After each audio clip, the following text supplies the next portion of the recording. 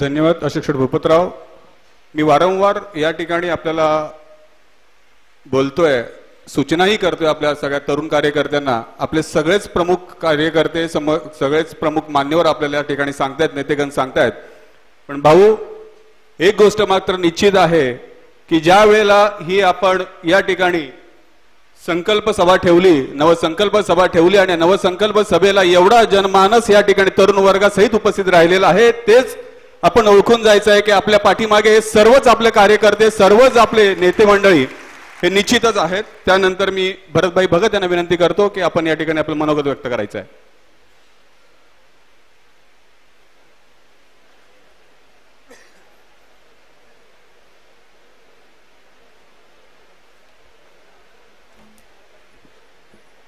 महाराष्ट्राचा आराध्य दैवत राजे शिवछत्रपती हिंदुस्थानची कुलस्वामिनी आहे तुळजाभवानी चरणी नतमस्तक होतो. देशाच्या स्वातंत्र्य लढ्यामध्ये शहीद झालेले शहीद भाई कोतवाल, शहीद हिराजी पाटील, त्यांचे सारे सहकारी यांना आपल्या सर्वांच्या वतीनं विनम्रपणे अभिवादन करतो. घटनेचे शिल्पकार डॉक्टर बाबासाहेब आंबेडकरांना अभिवादन करतो. छत्रपती शाहू महाराजांचं स्मरण करतो. शिक्षणाच्या प्रणेत्या सावित्रीबाई फुले, महात्मा ज्योतिबा फुले यांच्या चरणी विनम्रपणे अभिवादन करतो. आज या ठिकाणी नवसंकल्प या नावाने होत असलेली खऱ्या अर्थाने सुधाकर भाऊ तुमच्यावर प्रेम करणारी, तुम्हाला आमदार करण्यासाठी अहोरात्र काबाड कष्ट करणारी ही सारी कर्जत खालापूरची जनता, तुम्हाला माझा सगळ्यांना मानाचा मुजरा. तुम्ही या ठिकाणी हरले नाही, तुम्ही कडवी झुंज दिले, त्याचा माझ्यासारख्या कार्यकर्त्याला अनुभव आहे, अभिमान आहे. मी थोडीशी गोष्ट बोलतो, त्याचं वाईट वाटून घेऊ नका. मी सुरुवातीपासून सांगत होतो, ज्या गावामध्ये 300 मतदार आहेत तिथे 30 कार्यकर्त्यांची नेमणूक करा. 10 मतदार वाटून घ्या. आपल्या पक्षाच्या विचारांचा मतदार नसेल तरी त्याच्या घरामध्ये 12 वेळा जा. किती जण गेले, किती जणांनी काय केलं, मी आता त्याचं संशोधन करणार नाही, त्याचा दोषही देणार नाही. परंतु पुढच्या काळामध्ये ही गोष्ट सगळ्यांनी लक्षात ठेवा. मी आपल्या सर्वांना विनंती केली होती मतदार याद्या देऊन, तुमच्या गावामध्ये 100% भावना पडणाऱ्या मतदाराची खूण करून कळवा. त्या ठिकाणी डोकं आपटून जे मतदार भेटणार आहेत त्यांचाही सर्वे करा. आणि काही लोक ज्यांना पक्षाचं देणं घेणं नसतं अशाही मतदारांचा सर्वे करा. आपण मित्रांनो तिथे कुठेतरी थोडंसं गफलत झाली, कुठेतरी आपण आळसपणा केला आणि त्याचा परिणाम आपल्याला भोगावा लागला. भाऊ, तुम्ही कर्जत खालापूरचे ग्रामीण भागातले तुम्ही आमदार आहात. थोडासा जो काय फरक पडलाय तो शहरांच्या मध्ये पडलाय. कर्जत मधल्या शहरामधला फरक 1390 मतांचा झेलून आपण 915 मतांनी पुढे सरकलो होतो. खालापूरच्याही ग्रामीण भागामध्ये आपल्याला बऱ्यापैकी मतदान झालेलं आहे. त्या ठिकाणी अंकित साखरे असतील, सगळे मंडळी असतील, सगळ्या लोकांनी त्या ठिकाणी काम केले प्रामाणिकपणानं. म्हणून मी तुमचे मनापासून आभार व्यक्त करेन. आणि सुधाभाऊ खचला नाही याचं मला परवा एक उदाहरण आलं की सुधाभाऊंचा मला फोन आला, भरतभाई आपल्याला कार्यकर्त्यांशी संवाद साधायचा आहे, आपल्याला एक मीटिंग घ्यावी लागेल. आणि सुधाभाऊंना मी म्हणलो, सुधाभाऊ तुम्ही अरे मी कसला खचतोय, समोरचे खचतील, मी खचणार नाही. जनतेने माझ्यावर प्रेम केलंय, त्या जनतेची सेवा मी प्रामाणिकपणानं करेन. मी आजपासून आपल्या सर्वांना सांगेन की तुमचा माझा या मतदारसंघाचा आमदार कोणी असो आपल्याला काय घेणं देणं नाही. आपण त्याला मोजत नाही, त्याची मोजदाद घेत नाही. तुमचा माझा आमदार हा सुधाकर घारे आहे, याचं स्मरण सगळ्यांनी ठेवा. सुधाकर घारेंना पत्रकार मंडळी काय मिळेल काय नाही मिळेल नका चिंता करू दादा. कशाला चिंता करता, अरे जनसेवक आहे रे. 2017 पासून लोकांची ताण भागवतो रे हा माणूस. असा कुठलाही राज्यकर्ता या कर्जतमध्ये जन्माला आला नाही. लोकांची भूक भागवणारा, लोकांना आरोग्यासाठी मदत करणारा असा हा कार्यकर्ता दुर्दैवाने आमदार झाला नाही. हे तुमचं माझं दुर्दैव आहे, याच्या व्यतिरिक्त दुसऱ्या आयुष्यातलं दुर्दैव नाही. सुधाभाऊ तुम्हाला प्रामुख्याने सांगेन, माझा पक्ष सुधाकर घारे आहे. मी आल्यापासून सांगत होतो, आजही सांगतो, माझा पक्ष सुधाकर घारे, माझा नेता सुधाकर घारे. आणि उद्याची निवडणूक जी जी लढाल त्या निवडणुकीचा चिन्ह सुधाकर घारे हे मानून मी सदैव अखेरच्या श्वासापर्यंत तुमच्या बरोबर. काही मंडळी बोलत होती या पत्रकारांच्याकडे, काही भंगार मंडळी, पोपट मंडळी बोलत होती. त्यांना असं आल्याना भंगार आणि सोन्यामधला चांदीमधला फरक कळत नाही. ते भंगाराच्या आणि सोन्याची बरोबरी करतात आणि पत्रकार मंडळी त्यांची व्हिडिओ लोकांना त्यांच्या बातम्या दाखवतात आणि त्यांना विचारा सोन्यातला आणि भंगारातला फरक काय. अशा भंगार मंडळीचं नाव घेऊन माझ्या तोंडामध्ये मी का माझं तोंड वायाला घालू. मी या ठिकाणी एकच सांगेन की सुधाकर घारे नावाचा जो समाजसेवक जन्माला आला होता, मी वारंवार सांगत होतो, या ठिकाणी सुधाकर घारेंच्या मध्ये ईश्वराचा अंश आहे हे मी वारंवार सांगत होतो. या ठिकाणी सुधाकर घारे हा छत्रपती शिवप्रभूंचा मावळा आहे हेही मी वारंवार सांगत होतो. मला तोच त्याच्यामध्ये आजही दिसतो.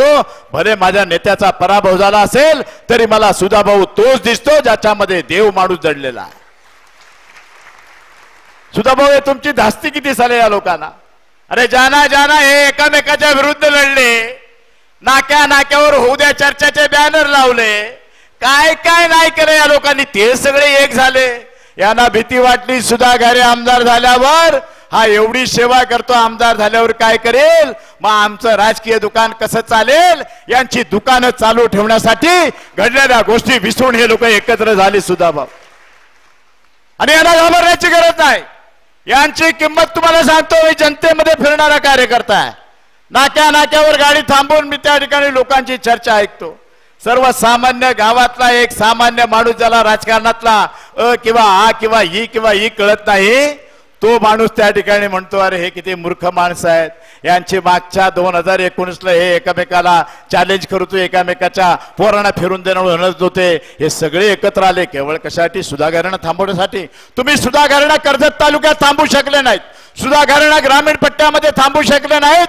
एवढंच नाही तर अधिकाऱ्यांनी केलेल्या मतदानामध्ये देखील इथला विद्या आमदार त्या अधिकाऱ्यांना थांबू शकला नाही. अधिकाऱ्यांनी सुधा घारेंना मतदान केलं.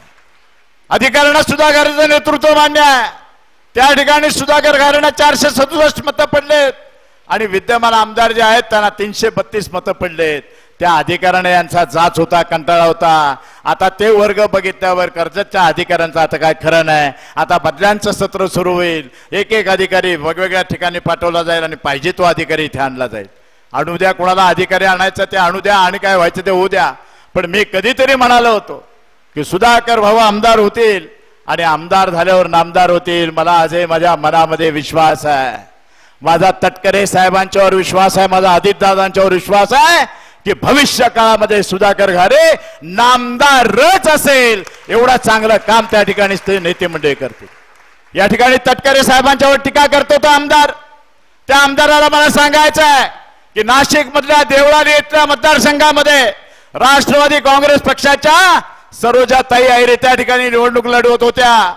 तुम्ही त्या ठिकाणी कपट कारस्थान केलं आणि तुमच्या पक्षाचा एबी फॉर्म तुम्ही चॉपरने त्या ठिकाणी नाशिकला 2:45 वाजता पाठवला. आम्हाला जर हे माहिती असतं आम्ही एबी फॉर्म आणून ठेवला असता आणि तुमची जागा इथल्या जनतेने तुम्हाला दाखवली असती. तुम्हाला दुर्दैवाने आम्हाला त्या ठिकाणी पक्षाचं चिन्ह नव्हतं. आमच्या पक्षाच्या नेत्याला दोष नको म्हणून आम्ही निर्णय घेतला. काही मंडळी त्यांच्यातले म्हणतात सोशल मीडियामध्ये आता तुमचा पक्ष कुठला, अरे आमचा पक्षात विचारण्याची आमची काळजी करण्याची तुम्हाला गरज काय. तुम्ही या ठिकाणी निवडून आलाय, तुमचं तुम्ही बघा. तुमच्याशी आम्हाला परत सामना करायचा, मग तो ग्रामपंचायतीचा असेल, पंचायत समितीचा असेल, जिल्हा परिषदेचा असेल, त्या सगळ्या संघर्षासाठी आम्ही सगळी मंडळी तयार आहोत. तुम्ही जी काय जमवलेली जी काय पिळावर आहे, जे काय नेते मंडळी आहेत, या नेते मंडळीला माझं आव्हान आहे, माझा चॅलेंज आहे की येणाऱ्या कालखंडामध्ये तुमची जागा कर्जत खालापूरची ग्रामीण भागातली जनता दाखवल्याशिवाय राहणार नाही, हा माझ्या मनातला विश्वास आहे. अरे तुम्ही करोडो रुपयाचा फंड आणला, तुम्ही या ठिकाणी हजारो नव्हे, या ठिकाणी 5-50 हजारांनी निवडून यायला पाहिजे होतं. अरे हा तटकरे साहेबांच्या शिलेदाराने अरे तुम्हाला मूर्खांनो गुडघ्यावर आणलं रे. तुम्ही फार गुडघे टेकले 22व्या 21व्या फेरीपर्यंत आणि तुम्ही हुशाऱ्या करून सांगता आणि दंड ठोपटता. तुमची वृत्तीच ती आहे, तुमचे संस्कार तेच आहेत. तुम्ही त्या ठिकाणी जिंकले तर तुमची मगरुरी जात नाही. तुम्ही मिरवणुकीमध्ये त्या कार्यालयाकडे जाऊन दंड ठोपटता. अरे फार मोठा पराक्रम तुम्ही केला नाही. या ठिकाणी सुधाकर घारेंचाच नैतिक विजय त्या ठिकाणी झालाय. तू 2-2 सुधाकर घारे उभे केले. मग सुधाकर घारेंचा धसका किती असावा. 2-2 सुधा घारे उभे केले, त्यांना मतं पडली 3,3200, आम्हाला पडली 88,000. त्या ठिकाणी त्या मतांची टोटल गेली तर ती 91,000 होते. तुम्हाला या ठिकाणी मी आवर्जून सांगेन, निवडणूक निर्णय अधिकाऱ्यांनी कुठल्या याच्याने ती मतपेटी ठेवली मला माहित नाही. असं शक्यतो कधी कुठल्या मतदारसंघात घडलं नाही. आतापर्यंतच्या इतिहासामध्ये ही गोष्ट घडली नाही की तुमच्या माणगावच्या मतदान केंद्राची पेटी ही मोजलीच गेली नाही. म्हणे तिथे 5,000चा फरक होता, तो फरक जास्त होता, याच्यात 1100च होती. अरे त्या 1100 मध्ये पण 800-900 मतं सुद्धा भाऊंची होते ना. तुम्ही ज्या वल्गडा करताय 5-5 हजाराने, तुमची लायकी 1000-1500 मतांचीच आहे. हा आमचा पराभव आम्ही स्वीकारतो, आम्ही मान्य करतो. तुम्ही सौजन्याने वागा, आम्ही सौजन्याने वागू. आणि ज्या ठिकाणी दादागिरी कराल, ज्या ठिकाणी मस्तवालपणा कराल, त्या ठिकाणी दादागिरीने तुम्हाला दादागिरीचं उत्तर देण्यासाठी माझ्यासारखा एक वयस्कर माणूस आजही तयार आहे, उद्याही तयार राहील आणि मरेपर्यंत तयार राहील. आम्ही कुठल्याही नाक्यावर तुमच्याशी 2 हात करायला तयार आहोत. मला काही मित्रांचे फोन येतात, भरतभाई सांभाळून राहा. मी तुम्हाला सगळ्यांना सांगतो, आम्हाला गीता काय सांगते? गीता सांगते 1 सेकंद अगोदर मरणार नाही आणि 1 सेकंद उशिरा मरणार नाही. मरायची वेळ ठरलेली आहे. मग असल्या साल्या कोल्या कुत्रांना घाबरून मारण्यापेक्षा आणि शेळीचं जीवन जगण्यापेक्षा सुधा भाऊ तुमच्यासाठी हा भगत मास्तरांचा पोरगा वाघाचं जीवन जगेल आणि वाघ म्हणून तुमच्या पाठीशी राहील. ज्या ज्या वेळेला असा प्रसंग येईल त्या त्या ठिकाणी 2 हात करण्यासाठी मी प्रामाणिकपणे तुमच्या बरोबर राहीन. कुठेही खचून जाऊ नका, ही जनता तुमच्या सोबत आहे. या ठिकाणचा प्रत्येक समाजातला माणूस तुमच्या सोबत आहे. विशेष करून कोणी वाईट वाटून घेऊ नका. परंतु मी एक भागामध्ये ज्या राहतो, ज्या भागात मी काम करत होतो, त्या भागामध्ये मी आदिवासी वाड्यांच्या मतदान केंद्रावर जात होतो. मला 50-50, 60-60 आदिवासी मुलं त्या ठिकाणी जागी मिळत होती. आमच्या गावात कोण घुसायला नको, आमच्या गावात कोण यायला नको.